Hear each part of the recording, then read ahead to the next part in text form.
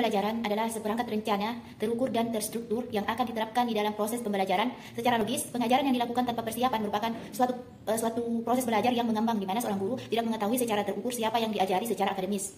Dari mana pembelajaran seharusnya dimulai, sampai dari mana pembelajaran yang harus diakhiri, seperti apa ketercapaian hasil pembelajaran, bagaimana ketercapaian siswa terhadap pengetahuan dan keterampilan yang diajarkan, dan bagaimana tindak lanjut perbaikan selanjutnya. Tentu untuk mengetahui hal-hal krusial di atas seorang guru harus melakukan kajian dalam dan pemotretan proses pembelajaran secara menyeluruh serta merencanakan ulang pembelajaran yang akan dilakukan melalui administrasi pembelajaran. Sesuai dengan hasil kajian dan temuan sebelumnya, untuk itu persiapan administrasi pembelajaran itu harus dirancang oleh seorang guru. Sebelum mengajar siswa, bahkan menurut penulis, makruh hukumnya jika seorang guru melakukan pengajaran tanpa ada persiapan secara formal. Nah, dengan adanya persiapan matang administrasi pembelajaran, seorang guru itu dapat mengetahui secara sistematis kegiatan apa yang harus dilakukan dalam kelas sesuai dengan karakter peserta didik. Bagaimana menyajikannya pengajaran agar lebih menarik di dalam prosesnya sehingga peserta didik lebih terdorong mengikuti proses pembelajaran.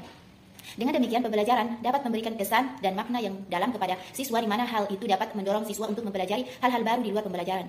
Keberhasilan belajar bukan semata diukur dari keaktifan siswa dalam mengikuti proses belajar dan menguasai materi yang diajarkan, melainkan proses pembelajaran yang dapat meningkatkan kemauan siswa untuk mempelajari banyak hal di luar ruangan belajar. Guru yang benar-benar mempersiapkan pengajaran sebelum pembelajaran akan menghasilkan kesan yang berbeda dengan yang tidak sama sekali. Jadi guru tersebut akan berhasil menyelamatkan perhatian siswa dari hal-hal buruk yang bisa mencuri konsentrasi siswa dalam mengikuti proses pembelajaran. Sehingga guru tersebut dapat menuntun siswa ikut belajar dalam keadaan belajar. Sebab tidak jarang siswa yang tidak belajar sama sekali dalam keadaan belajar. Baiklah, selanjutnya untuk lebih jelasnya saya akan menampilkan gambar cara dalam pembuatan administrasi pembelajaran. Langsung saja kita simak videonya.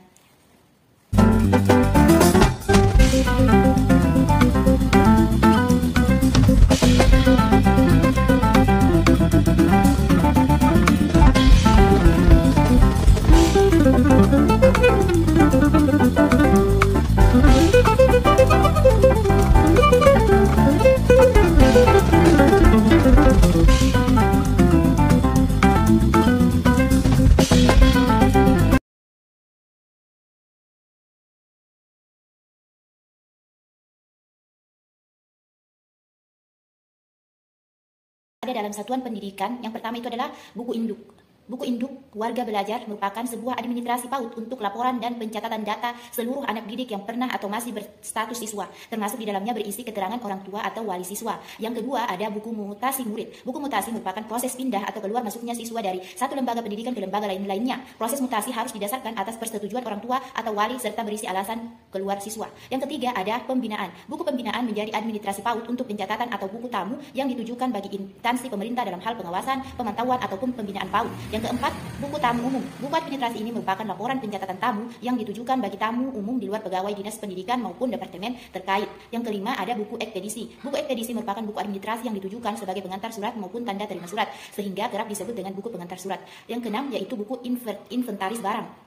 Nah, apa itu? Buku inventaris barang merupakan administrasi PAUD atau buku pencatatan yang berisi barang kemilikan sekolah yang ada di dalam ruang kelas dan berasal dari anggaran APBN, APBD, swadaya masyarakat ataupun pribadi. Laporan ini memiliki fungsi untuk sarana pemantauan seluruh barang yang ada di kelas maupun sekolah PAUD. Yang kemudian nomor 7, laporan surat keluar. Lampiran ini ditujukan sebagai media pencatatan surat yang masuk maupun keluar serta menghitung jumlah surat formal maupun non formal. Yang kedelapan yaitu formulir pendaftaran. Formulir administrasi PAUD digunakan untuk pencatatan laporan administrasi calon anak didik baru yang akan dijadikan arsip dan menjadi data utama yang harus ada dalam administrasi. Yang kesembilan, buku kas merupakan buku laporan yang dimanfaatkan untuk pencatatan setiap penerimaan pendapatan ataupun seluruh pengeluaran transaksi di satuan lembaga PAUD. Yang kemudian ada nomor 10, program kerja PAUD. Program yang direncanakan oleh satuan PAUD demi terwujudnya pencapaian kinerja secara maksimal sehingga pengembangan mutu lembaga PAUD. Yang ke-11 yaitu papan pengenal lembaga. Papan administrasi PAUD dipakai sebagai pencatatan nama dan tanda pengenal lembaga sekolah atau sebagai petunjuk adanya kegiatan PAUD. Yang ke-12 yaitu papan keadaan pengelola dan tutor. Papan ini berisi indikator dari sebuah lembaga PAUD sebagai petunjuk kinerja dari pengelola maupun tenaga pendidik yang berada di bagian belakang dinding ruang